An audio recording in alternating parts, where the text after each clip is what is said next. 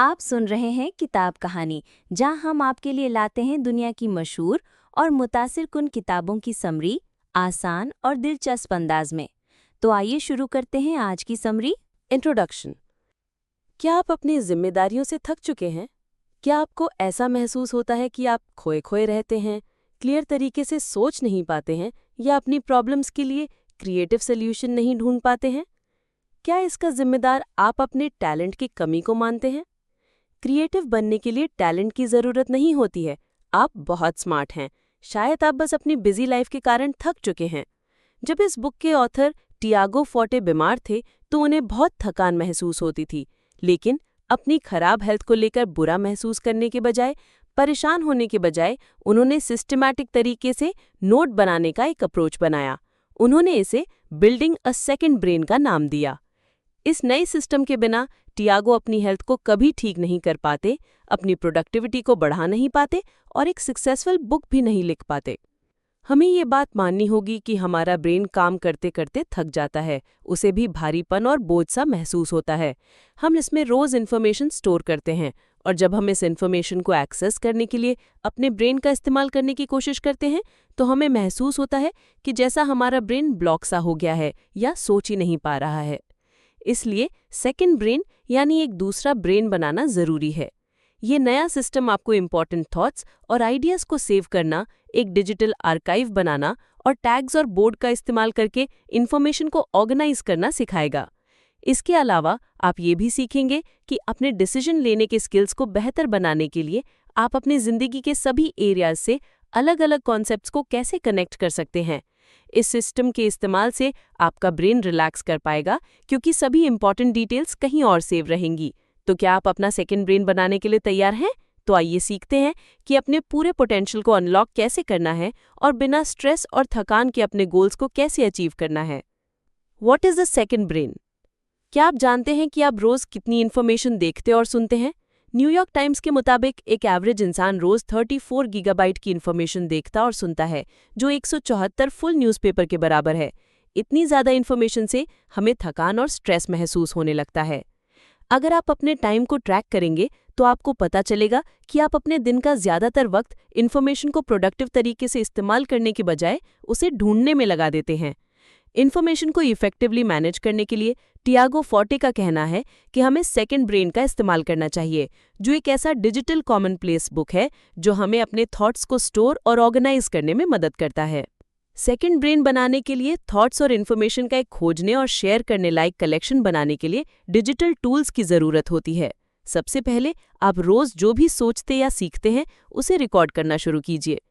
इससे आपके ब्रेन को धीरे धीरे खाली होने में मदद मिलेगी। जब सब कुछ एक डिजिटल स्पेस में सेव हो जाएगा तो आपका ब्रेन कंटेंट क्रिएट करने जैसे ज़रूरी कामों पर फोकस कर पाएगा। अपने ब्रेन को एक हार्ड ड्राइव की तरह इस्तेमाल करने की बजाय आपको इसे प्रोसेसिंग के लिए इस्तेमाल करना चाहिए। अलग अलग आइडियाज़ के बीच क्रिएटिव कनेक्शन बनाने के लिए अपनी मेंटल कैपेसिटी को बचा कर रखिए। जैसे आप नए कॉन्सेप्ट इन्वेंट कर सकते हैं, कमाल की कहानियां बना सकते हैं या दूसरों के साथ अपनी डिस्कवरीज भी शेयर कर सकते हैं। कॉमनप्लेस बुक का आइडिया सदियों से इस्तेमाल किया जा रहा है। पेंटर लियोनार्डो डा विंची और राइटर वर्जीनिया वुल्फ अपने थॉट्स और ऑब्जर्वेशंस को रिकॉर्ड करने के लिए कॉमनप्लेस बुक का इस्तेमाल करते थे।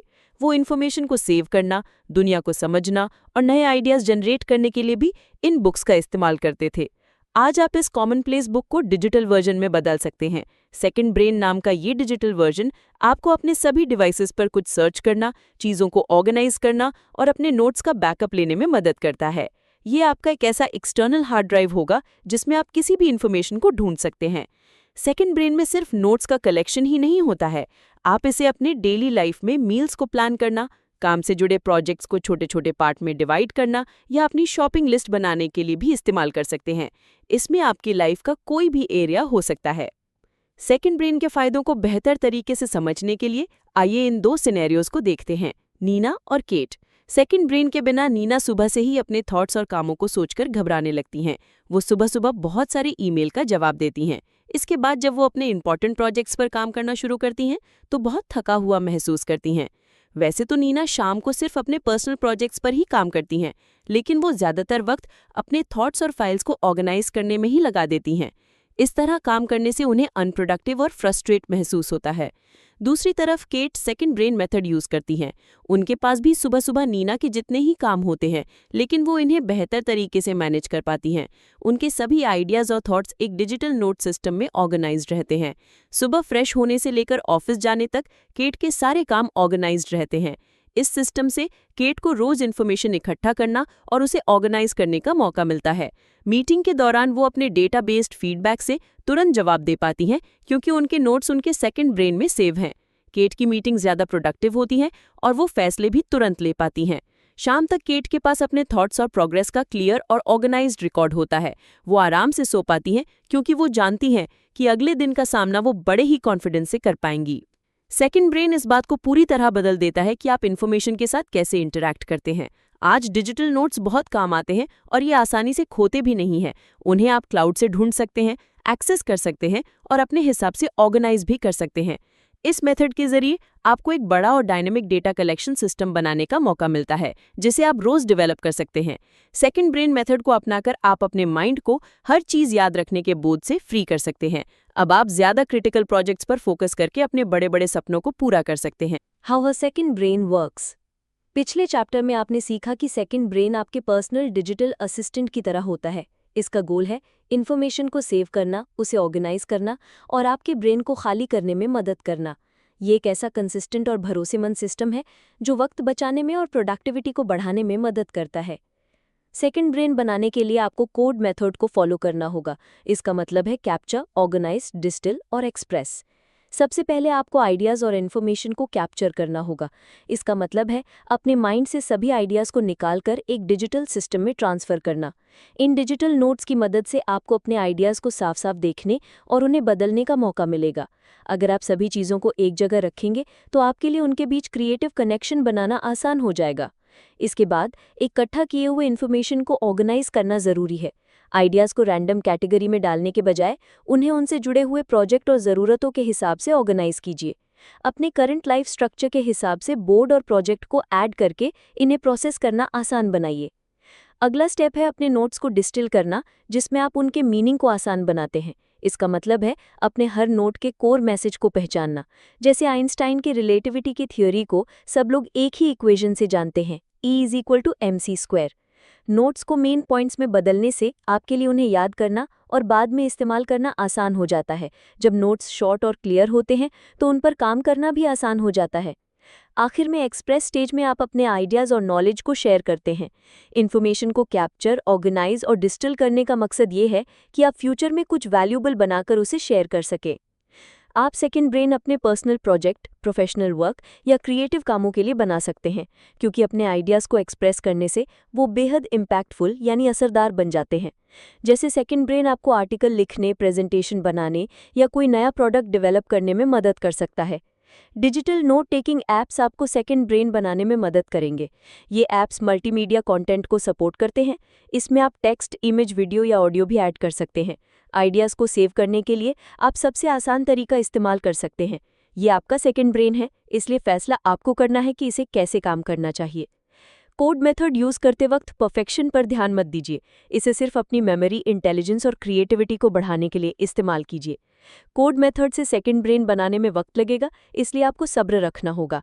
याद रखिए कि ये सिस्टम डेटा को सेव और मैनेज करने में, आपकी क्रिएटिविटी को अनलॉक करने में और आइडियाज़ को एक्शनेबल स्टेप्स में बदलने में आपकी मदद करेगा। Capture, keep what resonates. क्या आप जानते हैं कि आपको इन्फॉर्मेशन की उतनी ही ज़रूरत पड़ती है जितना खाना और पानी की? दुनिया को समझने, रिलेशनशिप्स बनाने और स्मार्ट डिसीजंस लेने के लिए आपको इन्फॉर्मेशन की ज़रूरत होती है। इन्फॉर्मेशन के बिना कोई रह नहीं सकता है, लेकिन इसका मतलब ये नहीं है कि ज़्यादा इन्फॉर्मेशन के कारण हमें परेशान रहना चाहिए।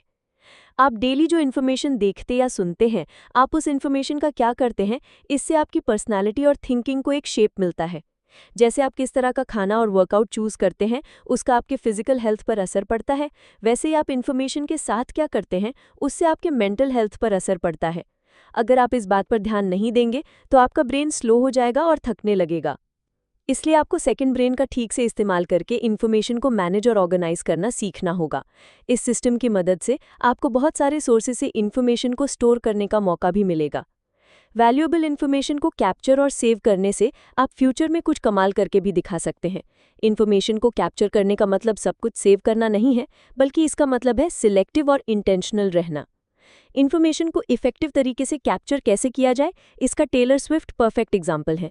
बेस्ट सेलिंग म्यूजिक आर्टिस्ट के कारण जब भी टेलर स्विफ्ट को कहीं कुछ इंस्पायर करता है तो वो उस लिरिक्स और मेलोडी को अपने फ़ोन पर कैप्चर या नोट कर लेती हैं। अपने आइडियाज़ को कहीं भी और कभी भी एक्सेस करने के लिए वो नोट लेने का एक सिंपल सिस्टम यूज़ करती हैं। टेलर इस बात को बखूबी समझती हैं कि आइडिया अचानक आने वाले इंस्पिरेशन की तरह होता है जो कभी भी आ सकता है, इसलिए उन्हें तुरंत सेव कर लेना चाहिए। अगर हम अपने आइडियाज़ को जल्दी सेव नहीं करेंगे तो हम इन्हें हमेशा के लिए खो देंगे।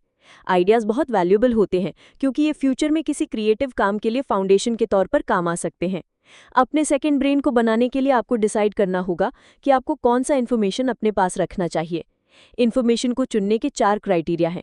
सबसे पहले आपको ऐसे कंटेंट को सेव करना चाहिए जो आपको इंस्पायर करता है। इसमें ऐसे कोट्स, फोटोज़, आइडियाज़ और कहानियाँ आ सकती हैं जो आपको एक्साइटिंग और इंटरेस्टिंग लगते हैं। दूसरा, ऐसी इन्फॉर्मेशन को सेव करके रखिए जो आपको फ्यूचर में काम आ सकती है। इसमें स्टैटिस्टिक्स, रेफरेंसेस, रिसर्च फाइंडिंग्स या ऐसे हेल्पफुल डायग्राम्स हो सकते हैं जो आपके फ्यूचर प्रोजेक्ट्स या डिसीजन लेने में मदद कर सकते हैं। तीसरा, अपने पर्सनल इन्फॉर्मेशन जैसे कि थॉट्स, रिफ्लेक्शंस और मेमोरीज को कैप्चर कीजिए। अपनी लाइफ को डॉक्यूमेंट करने से आपको वक्त के साथ अपनी जर्नी और ग्रोथ को समझने में मदद मिलती है। और चौथा, उन आइडियाज़ को सेव कीजिए जो आपके मौजूदा बिलीफ से बिल्कुल उल्टे हों और आपको हैरान या चकित करते हों। इससे आपके सोचने का तरीका बदल सकता है और आपको चीज़ों को एक नए नज़रिए से देखने का मौका मिलता है। ये क्राइटेरिया आपको वैल्यूएबल और मीनिंगफुल चीज़ों को सेव करने में मदद करेंगे। सिलेक्टिव बनकर आप बेकार के इन्फॉर्मेशन के ढेर से बच जाते हैं और इससे डेटा को एनालाइज करना और उसे याद करना आसान हो जाता है। जैसे राइटर्स और फिलोसोफर्स कॉमनप्लेस बुक्स रखा करते थे, वो इन बुक्स का इस्तेमाल ऐसे आइडियाज़, कोट्स और थॉट्स को सेव करने के लिए करते थे जो उन्हें और बेहतर लिखने और कम्युनिकेट करने में मदद कर सकते हैं। आज क्रिएटर्स हेल्पफुल कंटेंट को कैप्चर करने के लिए कॉमनप्लेस बुक्स यूज़ करने के बजाय हुक बुक्स, कोड लाइब्रेरीज और स्वाइप फाइल्स यूज़ करते हैं। कैप्चर करने का दूसरा इंपॉर्टेंट पार्ट है मल्टीपल रिसोर्सेज का यूज़ करना। सिर्फ बुक्स में लिखी हुई इन्फॉर्मेशन पर फोकस मत कीजिए। आप इंटरेस्टिंग ईमेल, प्रोजेक्ट प्लान और पर्सनल रिफ्लेक्शंस को भी सेव कर सकते हैं। अपने कंटेंट को डाइवर्सिफाई करने से आपको एक रिच नॉलेज बेस बनाने में मदद मिलती है, जिससे आपके पर्सनल और प्रोफेशनल ग्रोथ होती है। नॉलेज आपके अंदर से भी आ सकती है। आप अपने thoughts, emotions, experience, stories, memories और एस्पिरेशंस को भी सेव कर सकते हैं। अपने थॉट्स को लिखने से आपको उन्हें फिर से समझने और अलग अलग नज़रिए से देखने में मदद मिलती है। जैसे आपको बैठे बैठे यूं ही कोई ख्याल या आइडिया आया, तो कौन जानता है कि वो आइडिया एक दिन वैल्यूएबल डेटा में बदल सकता है। ऐसी भी कुछ नॉलेज है जिनसे आपको दूर रहना चाहिए। सेंसिटिव इन्फॉर्मेशन और बड़ी फाइल को सेव मत कीजिए। ज़रूरी पैसेज को हद से ज़्यादा हाईलाइट मत कीजिए। बड़े प्रोजेक्ट पर काम करते वक्त गाइडलाइंस को छोटा और क्लियर रखिए। 10 बातों की एक बात यह है कि आपको ध्यान देकर इस बात को सोचना होगा कि आप किस इन्फॉर्मेशन को कैप्चर कर रहे हैं। बस उस वैल्यूएबल इन्फॉर्मेशन पर ही फोकस कीजिए जो आपको इंस्पायर करती है, आपकी मदद कर सकती है और आपको एक्साइट करती है। ये बात याद रखिए कि सेकंड ब्रेन बनाने का गोल है इन्फॉर्मेशन को प्रोसेस करना आसान बनाना। अगर आप सब कुछ सेव करेंगे तो अपना फोकस लूज कर देंगे और आपकी लाइफ में परेशानियों के अलावा कुछ नहीं बचेगा। Organize, save for actionability. इस चैप्टर में आप अपने डिजिटल इन्फॉर्मेशन और प्रोजेक्ट्स को ऑर्गेनाइज करने के लिए एक सिंपल सिस्टम यूज करना सीखेंगे। इस सिस्टम का नाम है पारा, जिसका मतलब है projects, areas, resources and archives. लोगों के डिजिटल ऑर्गेनाइजेशनल स्किल्स को बेहतर बनाने के लिए टियागो फोर्टे ने इसे बनाया है। सबसे पहले प्रोजेक्ट्स वो करंट टास्क्स होते हैं जिनका एक क्लियर डेडलाइन होता है। आपको इन प्रोजेक्ट्स पर हर रोज काम करना पड़ता है। जैसे अपने गराज को एक होम स्टूडियो में बदलना एक एक्टिव प्रोजेक्ट है, इसलिए अपने गराज को रीमॉडल करने के लिए आपको एक स्पेसिफिक फोल्डर बनाना होगा। इस फोल्डर में आपको मटेरियल, शॉपिंग की लिस्ट और बजट जैसी इन्फॉर्मेशन रखनी होगी। अपने प्रोग्रेस को ट्रैक करने के लिए आप इसमें एक कैलेंडर भी ऐड कर सकते हैं। दूसरा एरिया का मतलब है वो लगातार चलने वाली जिम्मेदारियां जिनका कोई डेडलाइन नहीं है। इसमें आपके लाइफ से जुड़ी आम चीज़ें हो सकती हैं, जैसे हेल्थ, फिनांस या काम से जुड़ी ड्यूटी। आपको इन एरियाज़ पर रोज़ काम करने की ज़रूरत नहीं है, लेकिन आपको इन्हें लगातार बेहतर बनाने की कोशिश करते रहना होगा। तीसरा रिसोर्सेज का मतलब है इन्फॉर्मेशन और रेफरेंसेस का कलेक्शन। इसमें ऐसे इंटरेस्टिंग टॉपिक्स, रिसर्च मटेरियल या फिर वो चीज़ें आ सकती हैं जो आपके काम की हों। आखिर में आर्काइव्स में उन चीज़ों का कलेक्शन आता है जिनकी आपको कोई ज़रूरत नहीं है। इसमें आप अपने पूरे हो चुके प्रोजेक्ट्स, आपको सौंपी गई जिम्मेदारियां, रिस्पॉन्सिबिलिटीज़ और वो रिसोर्सेज आ सकते हैं जो आपके काम के नहीं हैं। ये आपको अपने वर्क स्पेस को साफ रखने में तो मदद करेगा ही, लेकिन साथ ही इन्फॉर्मेशन को बाद में इस्तेमाल करने के लिए उसे सेव भी करेगा। पारा सिस्टम एक्शनेबिलिटी पर फोकस करता है, यानी एक्शन लेने पर। अपने नोट्स को इस हिसाब से रखना कि वो कहाँ से आए हैं। इससे बेहतर ये होगा कि आपको उन्हें इस हिसाब से ऑर्गेनाइज करना चाहिए कि आप उन्हें किस तरह यूज़ करेंगे। इससे आपको स्पेसिफिक आइडिया को उस वक्त ढूंढने में आसानी होगी जब आपको उसकी ज़रूरत होगी। जैसे आपको सभी बुक नोट्स को एक साथ रखने के बजाय उन्हें टॉपिक्स के हिसाब से ऑर्गेनाइज करना चाहिए। फिर जब आपको किसी सब्जेक्ट के बारे में लिखने की ज़रूरत पड़ेगी तो आपको उस टॉपिक के हिसाब से सर्च करना होगा। ऐसा करने से आपको काम के इन्फॉर्मेशन के लिए हर बुक को चेक करने की ज़रूरत नहीं पड़ेगी। अच्छे से ऑर्गेनाइज किए गए वर्क स्पेस का अपना फ़ायदा है। इससे टाइम बचता है क्योंकि आप डेटा को बहुत जल्दी ढूंढ पाते हैं। इससे क्लैरिटी भी मिलती है। प्रोजेक्ट्स को उनकी फंक्शनैलिटी के हिसाब से डिवाइड करने से आपको सबसे पहले क्रिटिकल और अर्जेंट काम को देखने में मदद मिलती है। जैसे अगर आप एक नए मार्केटिंग कैंपेन पर काम कर रहे हैं तो आपको इससे जुड़ी हर इन्फॉर्मेशन को इस प्रोजेक्ट में सेव करना चाहिए। अगर आप ऐसा नहीं करेंगे तो जब भी आप इसमें कुछ ऐड करना चाहेंगे तो इंपॉर्टेंट डेटा को ढूंढने में आपको घंटों लग जाएंगे। पारा सिस्टम का एक फंडामेंटल प्रिंसिपल है कि ये डायनामिक है। आपके प्रोजेक्ट्स और एरियाज टाइम के साथ बदलते रहेंगे और आपके सिस्टम को इन चेंजेस के हिसाब से बदलना या ढलना होगा। ये कोई स्ट्रिक्ट सिस्टम नहीं है जहां सब कुछ पहले से फिक्स्ड है, बल्कि आप अपने फोकस के हिसाब से किसी भी वक्त इन्फॉर्मेशन को एक जगह से दूसरी जगह ले जा सकते हैं। ये फ्लेक्सिबिलिटी आपको ऑर्गेनाइज्ड और प्रोडक्टिव रहने में मदद करती है, उस वक्त भी जब आपकी प्रायोरिटीज बदल जाती हैं। दूसरा इंपॉर्टेंट प्रिंसिपल है ऑर्गेनाइज्ड इन्फॉर्मेशन से कैप्चर्ड इन्फॉर्मेशन को अलग करना। जब आप कुछ नया सीखते हैं तो इसे एक टेम्पररी फोल्डर में सेव कीजिए। आप नए आइडियाज़ को हमेशा क्लासिफाई नहीं कर सकते। जब आप इन्फॉर्मेशन को डिजिटल ब्रेन में डालते हैं तो उसी वक्त उसे क्लासिफाई करने के लिए खुद को मजबूर मत कीजिए। इसके बजाय नई इन्फॉर्मेशन को कैप्चर करने के लिए एक इनबॉक्स फोल्डर बनाइए। इसके बाद इन्हें बाद में टॉपिक या इंपॉर्टेंस के हिसाब से ऑर्गेनाइज किया जा सकता है। आप एक मेसी सिस्टम नहीं बनाना चाहेंगे, इसलिए शांत रहिए और एफिशिएंसी पर फोकस कीजिए, स्पीड पर नहीं। आप नोट ऐप्स, क्लाउड स्टोरेज और अपने कंप्यूटर के डॉक्यूमेंट फोल्डर जैसे डिजिटल टूल्स का इस्तेमाल कर सकते हैं। अपने हर एक्टिव प्रोजेक्ट के लिए फोल्डर बनाना शुरू कीजिए। इसके बाद धीरे धीरे अपने एरियाज और रिसोर्सेज के लिए स्पेसिफिक फोल्डर बनाइए। जैसे आपके नोट ऐप में प्रोजेक्ट, एरिया, रिसोर्सेज और आर्काइव्स के टॉप फोल्डर हो सकते हैं। इन सब के अंदर आप स्पेसिफिक आइटम के लिए सब फोल्डर बना सकते हैं। पारा सिस्टम को इम्प्लीमेंट करना शुरुआत में आपको परेशान कर सकता है, लेकिन आपको धीरे धीरे इसकी शुरुआत करनी चाहिए। याद रखिए कि आपको परफेक्शन के लिए काम नहीं करना है। ये सिस्टम रोज ग्रो करता रहेगा और इसके कारण आप इवॉल्व होते रहेंगे, यानी आप किसी भी चैलेंज का सामना करने के लिए पहले से ज़्यादा ऑर्गेनाइज्ड और तैयार होंगे। Distil, find the essence. इस चैप्टर में कोड मेथड की डिस्टिल स्टेप के बारे में बताया जाएगा। डिस्टिलिंग का मतलब है हर इन्फॉर्मेशन के मेन पॉइंट को डिस्क्राइब या बताने के लिए एक कमेंट ऐड करके उसे सिंपल बनाना। अपने नोट्स को डिस्टिल करने का मतलब है कलेक्ट किए गए इन्फॉर्मेशन को रिफाइन और क्लैरिफाई करना। ये स्टेप इसलिए ज़रूरी है क्योंकि ये आपके रैंडम कलेक्शन के नोट्स को एक्शनेबल और वैल्यूएबल कंटेंट में बदल देता है। आपको अपने नोट्स को ऐसा बनाना होगा कि वो आसानी से समझ में आए और आसानी से निकाले जा सके, वरना जब आपको इनकी ज़रूरत होगी तो आप इन्हें इस्तेमाल नहीं कर पाएंगे। सबसे पहले आपको हर इन्फॉर्मेशन को इम्पॉर्टेंट पॉइंट्स में तोड़ना होगा। खुद को एक लैब में एक केमिस्ट की तरह इमेजिन कीजिए। आपको कुछ रैंडम मटेरियल दिए गए हैं और इन्हें आपको रिफाइन करके उनके प्योर फॉर्म में बदलना है। आपको अपने रॉ इन्फॉर्मेशन में एक वैल्यूएबल हीरा मिल सकता है।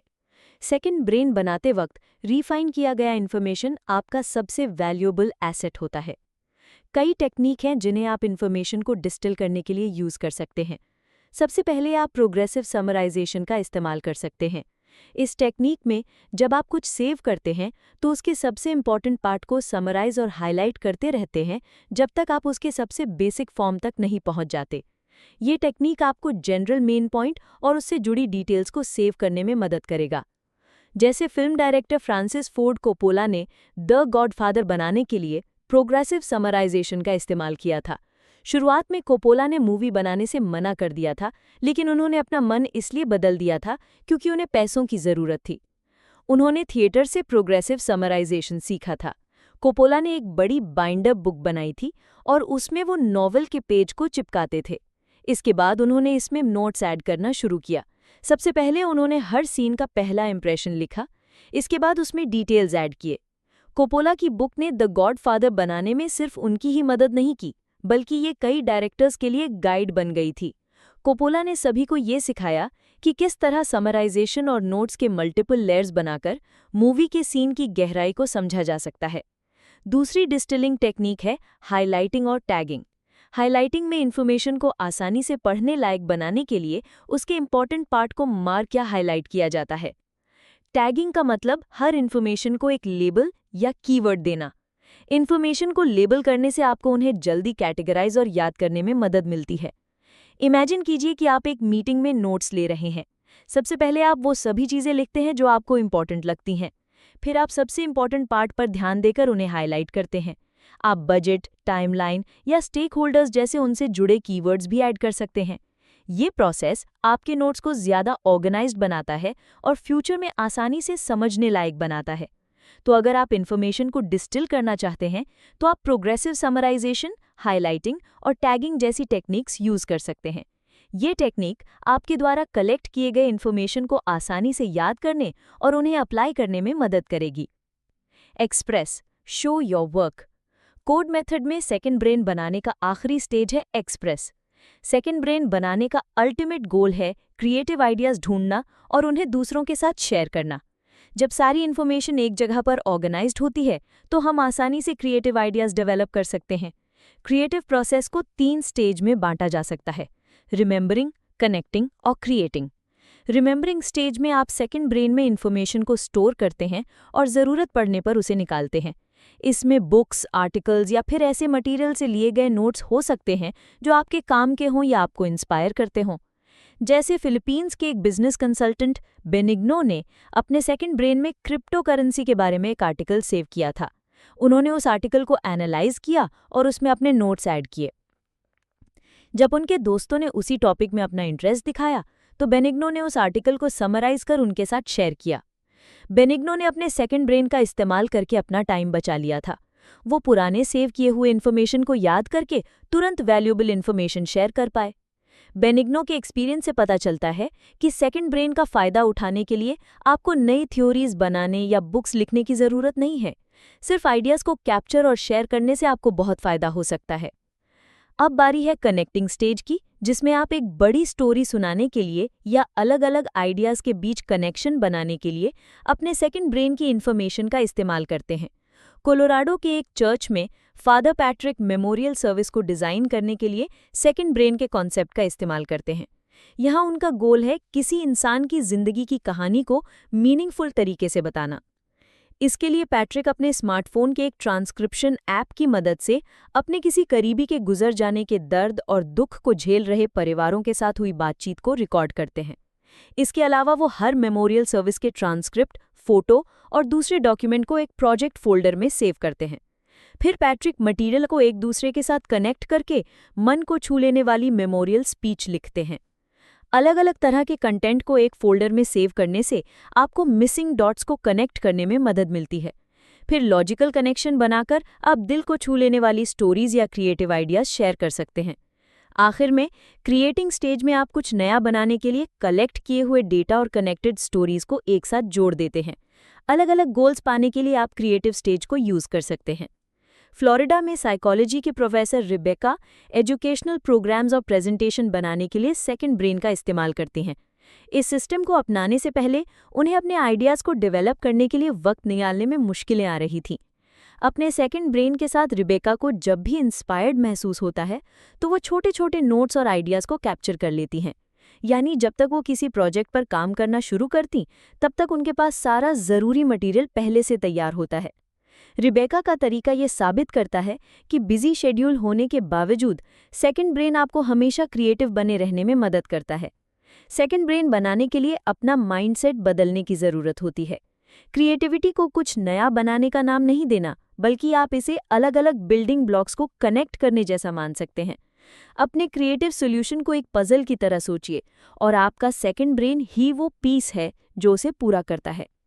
भले ही आप अभी किसी बड़े प्रोजेक्ट पर काम ना कर रहे हों, लेकिन जो भी छोटी से छोटी डिजिटल इन्फॉर्मेशन आप सेव करते हैं वो आपके काम को पूरा करने में मदद ज़रूर करती है।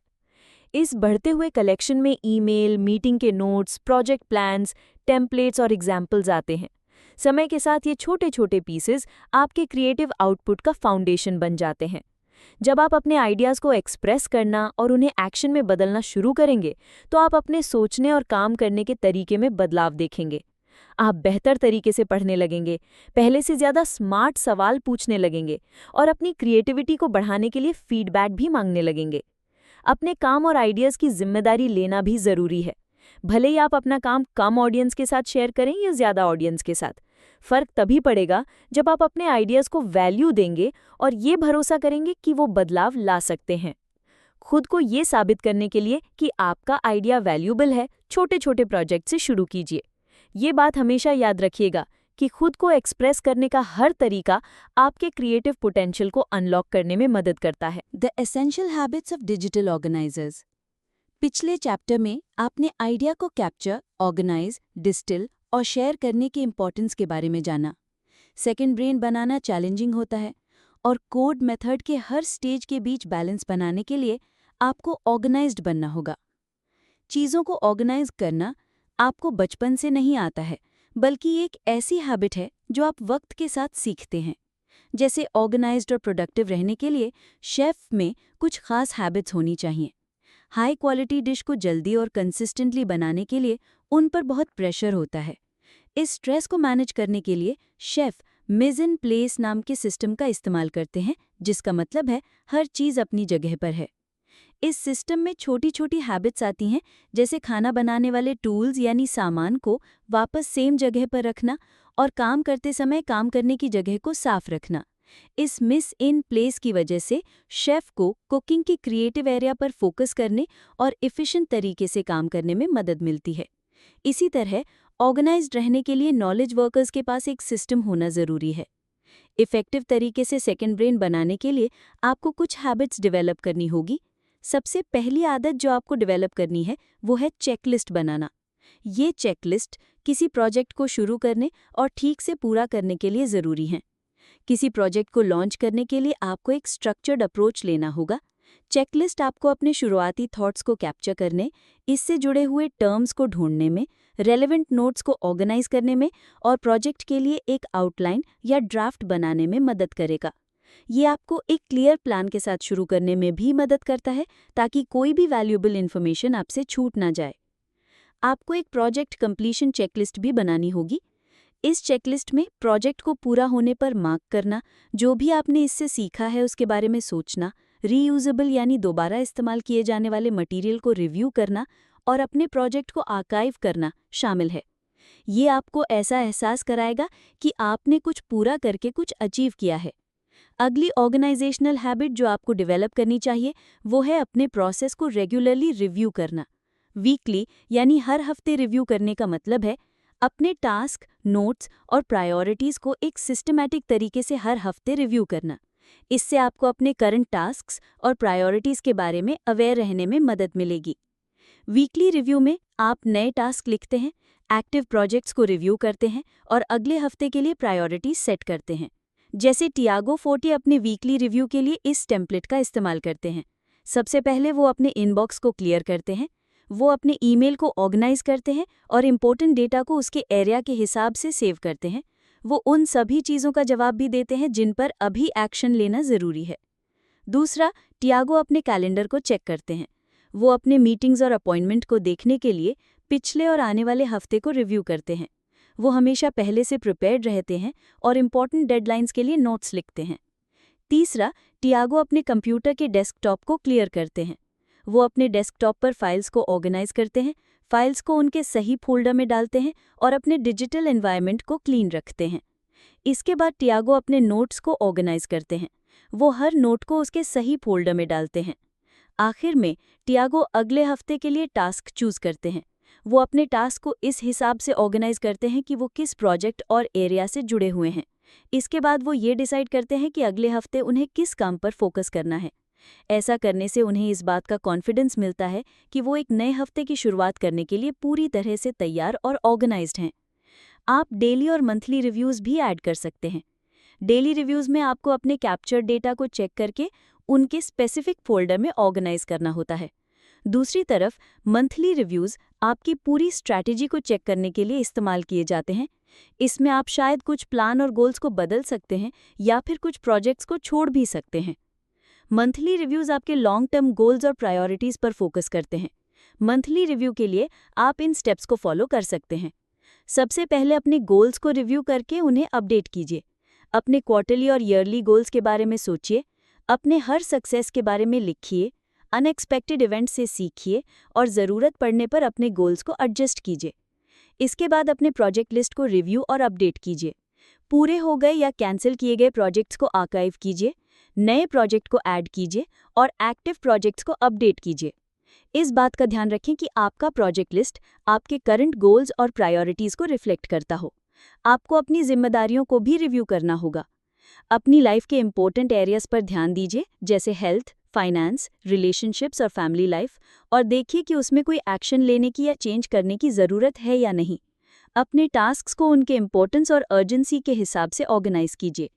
सेकंड ब्रेन बनाने का फाइनल हैबिट है शार्प होना, यानी तेज़ या चौकन्ना रहना। आपको शार्प रहना होगा और अपने नोट्स को बेहतर बनाने के मौक़ों को नोटिस करना होगा।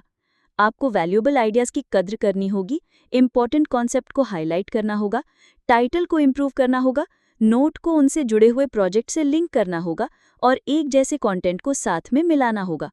ये हैबिट आपके सिस्टम को इम्प्रूव करेंगी, क्योंकि इनके लिए ज़्यादा टाइम देने की ज़रूरत नहीं होती है। अपने सेकंड ब्रेन को मेंटेन करने के लिए आपको परफेक्शन की ज़रूरत नहीं है। इसमें बस आपको कंसिस्टेंट और प्रैक्टिकल रहना है। एक परफेक्ट लेकिन इम्प्रैक्टिकल सिस्टम से कहीं बेहतर है एक इम्परफेक्ट सिस्टम का रेगुलर इस्तेमाल करना। अपने सेकंड ब्रेन को बनाना आपकी डेली लाइफ का एक हिस्सा बन जाना चाहिए। आपको इसे रोज़ 2 घंटे देने की ज़रूरत नहीं है, लेकिन आपको कंसिस्टेंट रहना होगा। आपको सिर्फ कभी-कभी कुछ ही मिनट देने होंगे। इसलिए एक ऐसा सिस्टम बनाइए जो आपकी ज़िंदगी के हालातों के हिसाब से फ्लेक्सिबल हो और अपनाने में आसान भी हो। सेकंड ब्रेन बनाने का गोल इन्फॉर्मेशन को इकट्ठा करना या फिर नॉलेज का एनसाइक्लोपीडिया ऑर्गेनाइज करना नहीं है, बल्कि एक ऐसा हेल्पफुल सिस्टम बनाना है जो आपकी ज़िंदगी में फिट हो जाए, आपके कामों को मैनेज करने में आपकी मदद करे और आपकी स्किल्स को अपग्रेड करे। एक प्रैक्टिकल और फ्लेक्सिबल सिस्टम पर फोकस करके आप हमेशा के लिए एक स्ट्रॉन्ग और कंसिस्टेंट सिस्टम बना सकते हैं।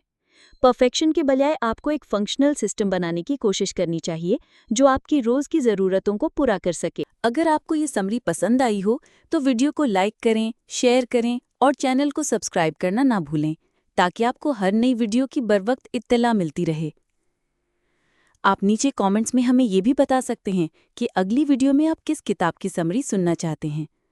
इल्म बांटिए, सोच बदलिए। अगली वीडियो तक के लिए इजाज़त दीजिए।